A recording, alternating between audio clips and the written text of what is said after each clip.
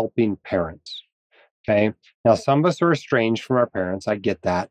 Maybe there was abuse or a relationship broke down. You feel no need whatsoever to help your parents. That's fine.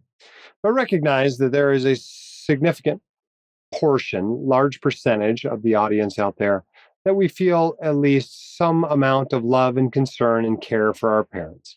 And our parents sometimes are very good at finances. They're financially literate, et cetera.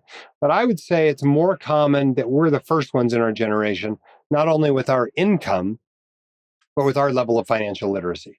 So it doesn't take much to be able to provide a lot of help when you're not only in the financial position that most white coat investors are in, but you have a level of financial literacy that most white coat investors have. When I first became financially literate, the first people I started thinking about was my parents. And it turned out as we dove into it that they were overpaying for terrible financial advice. I can't remember what the asset under management fee was. My recollection is it was 2% or something like that.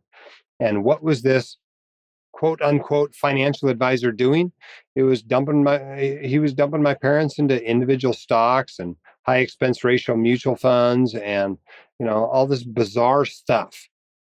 And it was interesting because the conversations I had with my parents were, well, what if you just bought all the stocks? What if you just dumped it into index funds? How much would you have now instead of what you have?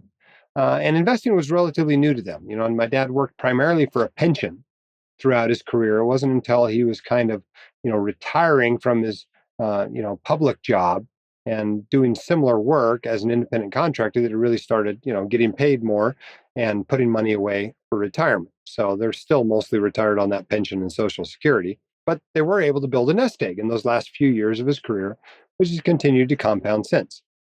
But I kind of came along at the very beginning of this nest egg building process. He was still making contributions at that point. I was in residency. I'd just become financially literate. And I'm like, what is going on here? And so we talked about it. We did some financial education. And over the course of 2 or 3 years, they decided, okay, we're going to quit paying this guy 2% or whatever a year to underperform the market. And we're just going to get the market returns and not, pay anything. And so, I helped with that process, helped them to manage money using a pretty simple, even simpler than my asset allocation investment plan, all at Vanguard.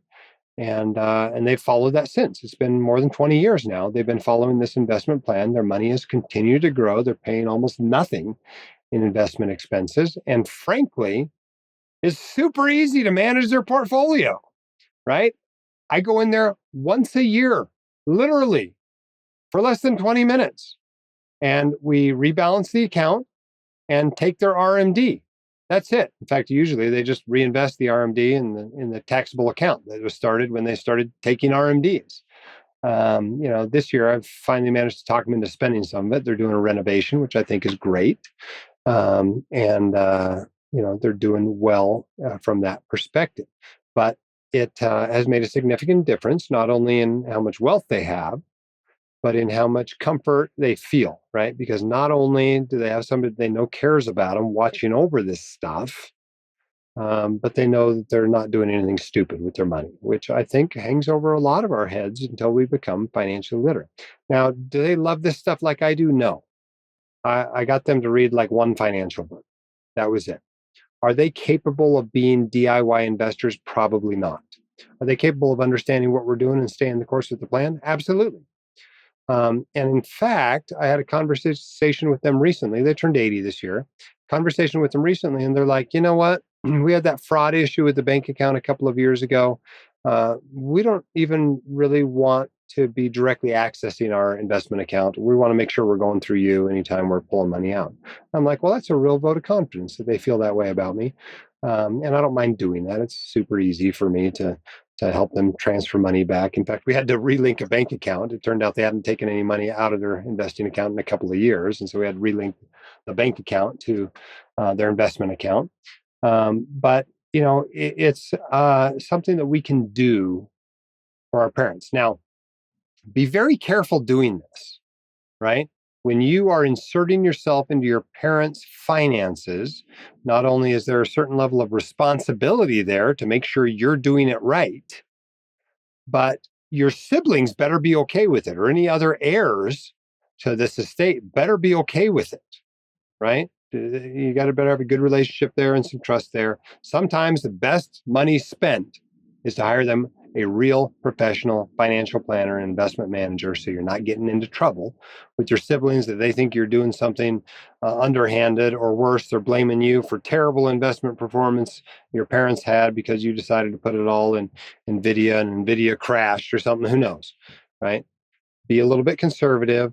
Don't take a payment for what you're doing if this is the sort of thing you're comfortable doing with your family, and make sure everybody else knows what's going on, that this isn't some sort of, a thing being done in the back room behind everybody's back.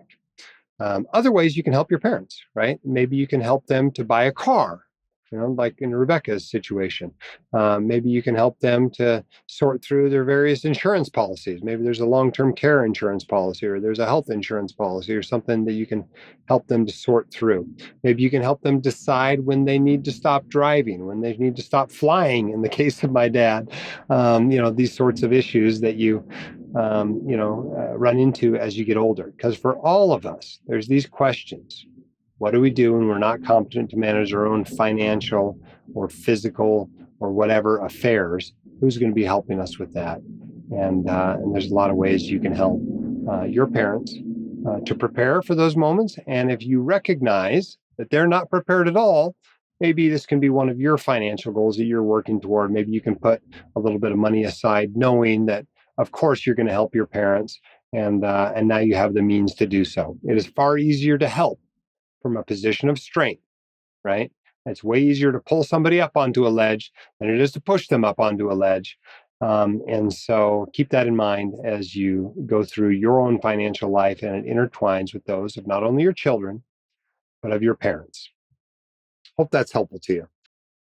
The hosts of The White Coat Investor are not licensed accountants, attorneys, or financial advisors. This podcast is for your entertainment and information only. It should not be considered professional or personalized financial advice. You should consult the appropriate professional for specific advice relating to your situation.